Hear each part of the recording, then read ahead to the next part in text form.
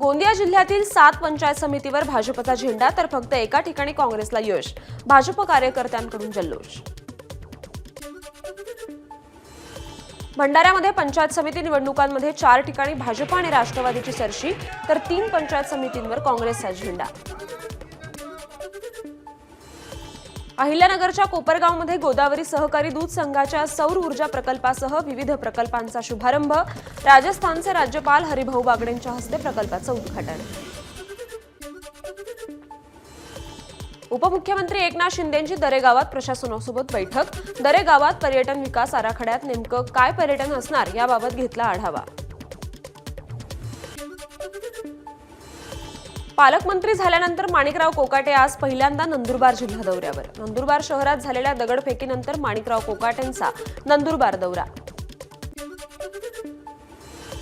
मस्साजोगमधील सरपंच संतोष देशमुखांच्या हत्येच्या निषेधार्थ अकोल्यात जनआक्रोश मोर्चा। संतोष देशमुखांचे कुटुंबीय मोर्चात सहभागी। धाराशिवच्या भालकीत बसवेश्वर महाराजांच्या पुतळ्याची विटंबना। लातूरच्या किल्लारीमध्ये लिंगायत समाज आक्रमक। लातूर उमरगा महामार्गावर लिंगायत समाजाकडून घोषणाबाजी। मराठवाड्यातील नव्या रेल्वे मार्गांसाठी राज्य सरकारकडून 300 कोटींचा निधी। सोलापूर तुळजापूर धाराशिव आणि अहिल्यानगर बीड परळी या लोहमार्गांसाठी प्रत्येकी 150 कोटींचा निधी।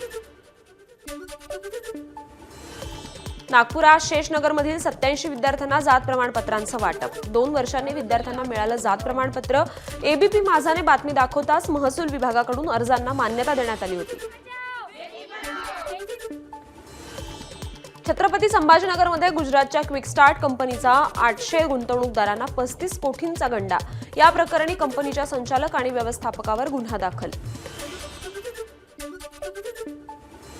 अहिल्यानगरच्या सैन्य प्रशिक्षण केंद्रावर सैनिकी युद्ध प्रात्यक्षिकात T-90 आणि T-72 अजेय हेलिकॉप्टर वायुसेनेच्या विमानांचा सहभाग। युद्धासाठी लष्कराच्या शस्त्रसज्जतेचा उपस्थितांना अनुभव। पंढरपूरमध्ये गर्दी नियंत्रणासाठी AI तंत्रज्ञानाचा वापर होणार। AI तंत्रज्ञान तयार करण्यासाठी जिल्हा आपत्ती व्यवस्थापनाकडून शासनाकडे 2 कोटींची मागणी।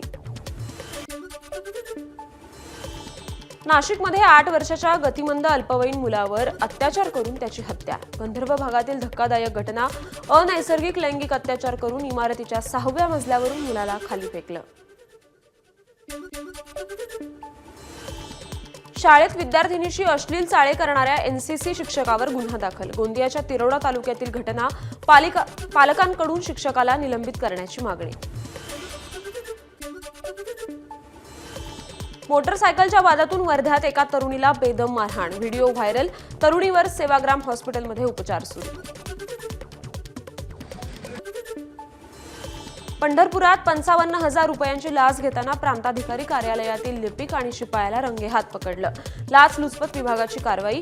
शेत जमिनीचा प्रलंबित निकाल देण्यासाठी 60,000 रुपयांची लाच मागितली होती।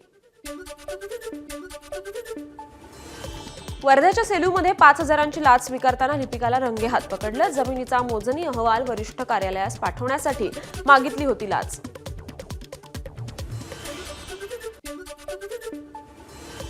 बनावट जीवनसाथी संकेतस्थळावरून महिला आणि पुरुषांची फसवणूक। भोजपुरी चित्रपटाच्या निर्मात्यासह अन्य 1 जण अटकेत। मुंब्रा पोलीस ठाण्यात सायबर सेल पथकाकडे महिलेनं केली होती तक्रार। नाशिकच्या पंचवटी परिसरात बेपत्ता महिलेचा मृतदेह सापडल्यानं खळबळ। महिलेचा गळा दाबून हत्या झाल्याचा प्राथमिक अंदाज। पंचवटी पोलिसांकडून घटनेचा सखोल तपास सुरू।